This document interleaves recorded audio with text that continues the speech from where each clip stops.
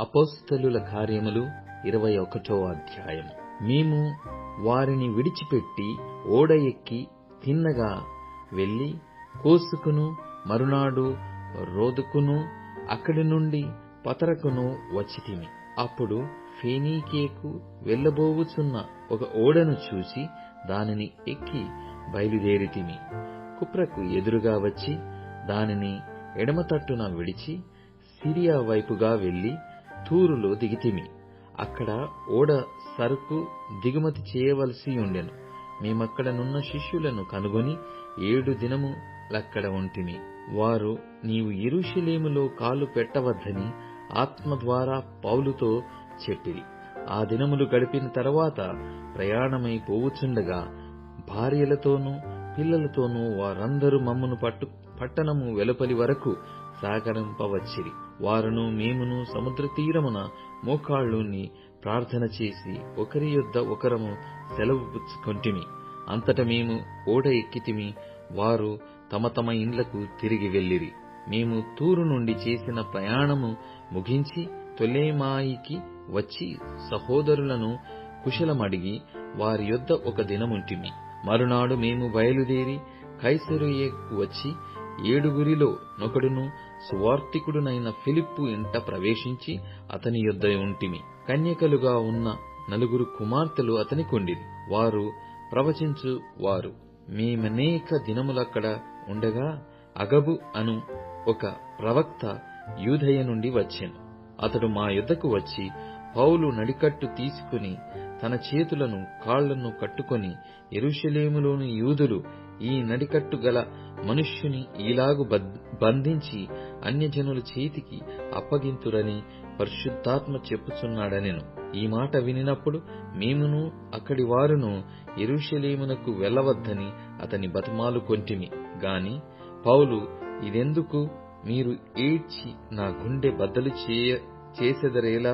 నేనైతే ప్రభువైన యేసు నామము నిమిత్తము యెరూషలేములో బంధింపబడుటకు మాత్రమే కాక చనిపోవుటకును సిద్ధముగా ఉన్నానని చెప్పెను. అతడు ఒప్పుకొనందున మేము ప్రభువు చిత్తము జరుగునుగాక అని ఊరకుంటిమి.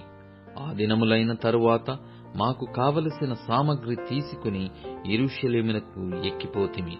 మరియు కైసరయ్య నుండి కొందరు శిష్యులు మొదటి నుండి శిష్యుడిగా ఉండిన కుప్రీయుడైన మ్నాసోను ఇంట మేము దిగవలెనను ఉద్దేశముతో అతనిని వెంటబెట్టుకొని మాతో కూడా వచ్చిరి. మేము యెరూషలేమునకు వచ్చినప్పుడు సహోదరులు మమ్మను సంతోషముతో చేర్చుకొనిరి.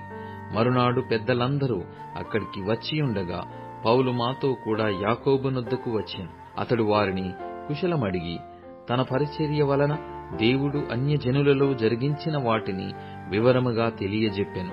వారు విని దేవుని మహిమపరిచి అతని చూచి, సహోదరుడా, యూదులలో విశ్వాసులైన వారు ఎన్ని వేల మంది ఉన్నారో చూచుచున్నావు గదా. వారందరూ ధర్మశాస్త్రమందు ఆసక్తి గలవారు. అన్యజనులలో ఉన్న యూదులు తమ పిల్లలకు సున్నతి చేయకూడదనియు మన ఆచారముల చొప్పున నడవకూడదనియు నీవు చెప్పుట వలన వారందరూ మోషేను విడిచిపెట్టవలెనని నీవు బోధించుచున్నట్టు వీరు నిన్ను గూర్చి వర్తమానము వినియున్నారు. కావున మనమేమి చేయుదము? నీవు వచ్చిన సంగతి వారు తప్పక విందురు. కాబట్టి మేము నీకు చెప్పినట్టు చేయుము. మ్రొక్కుబడియున్న 4 మనుష్యులు మా యొద్ద ఉన్నారు. నీవు వారిని వెంట పెట్టుకొని పోయి వారితో కూడా శుద్ధి చేసుకొని వారు తలక్షౌరము చేయించుకొనుటకు వారి కయ్యడి తగులుబడి పెట్టుకొనుము. అప్పుడు నిన్ను గూర్చి తాము వినిన వర్తమానము నిజము కాదనియు నీవును ధర్మశాస్త్రమును గైకొని యథావిధిగా నడుచుకొనుచున్నావనియు తెలుసుకొందురు. అయితే విశ్వసించిన అన్యజనులను గూర్చి వారు విగ్రహములకు అర్పించిన వాటి రక్తమును, గొంతు పిసికి చంపిన దానిని, జారత్వమును మానవలసినదని నిర్ణయించి వారికి వ్రాసియున్నామని చెప్పిరి. అంతట పౌలు మరునాడు ఆ మనుష్యులను వెంటబెట్టుకొని పోయి వారితో కూడా శుద్ధి చేసుకుని దేవాలయములో ప్రవేశించి వారిలో ప్రతివాని కొరకు కానుక అర్పించు వరకు శుద్ధి దినములు నెరవేర్చుదమని తెలిపెను.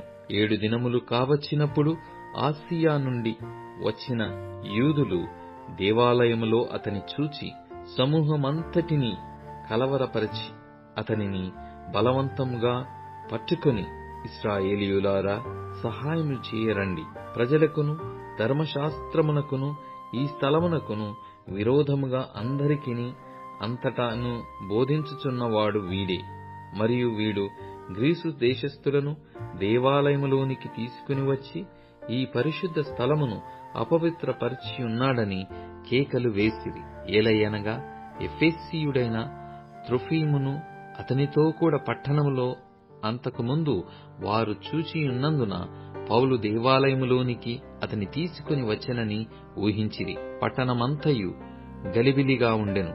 జనులు గుంపులు గుంపులుగా పరుగెత్తుకొని వచ్చి పౌలును పట్టుకొని దేవాలయములో నుండి అతనిని వెలుపలికి ఈడ్చిరి.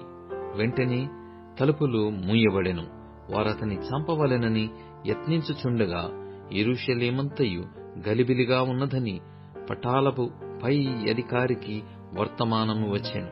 వెంటనే అతడు సైనికులను శతాధిపతులను వెంటబెట్టుకుని వారి యొద్దకు పరిగెత్తి వచ్చెను. వారు పై అధికారికిని సైనికులను రాణువ వారిని చూచి పౌలును కొట్టుట మానిరి.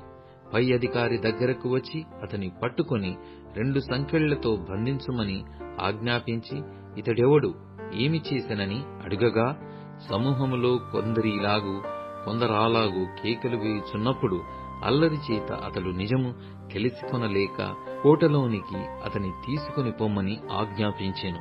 పౌలు మెట్ల మీదికి వచ్చినప్పుడు జనులు గుంపుగూడి బలవంతము చేయుచున్నందున సైనికులు అతనిని మోసుకొని పోవలసి వచ్చెను. ఏలయనగా వానిని చంపుమని జనసమూహము కేకలు వేయుచు వెంబడించెను. వారు పౌలును కోటలోనికి తీసుకుని పోవనయ్యుండగా అతడు పై అధికారిని చూచి, నేను నీతో ఒక మాట చెప్పవచ్చునా అని అడిగెను. అందుకతడు, గ్రీకు భాష నీకు తెలియనా? ఈ దినములకు మునుపు రాజద్రోహమునకు రేపి నరహంతకులైన 4,000 మంది మనుష్యులను అరణ్యమునకు వెంటబెట్టుకుని పోయిన ఐగుప్తీయుడవు నీవు కావా అని అడిగెను. అందుకు పౌలు, నేను కిలికియలోని తార్సువాడనైన యూదుడను, ఆ గొప్ప పట్టణపు పౌరుడను. జనులతో మాటలాడుటకు నాకు సెలవిమ్మని వేడుకొనుచున్నానని చెప్పెను. అతడు సెలవిచ్చిన తరువాత పౌలు మెట్ల మీద నిలువబడి జనులకు చేసైగ చేసెను. వారు నిశ్శబ్దంగా ఉన్నప్పుడు అతడు హెబ్రీ భాషలో ఇట్లనెను,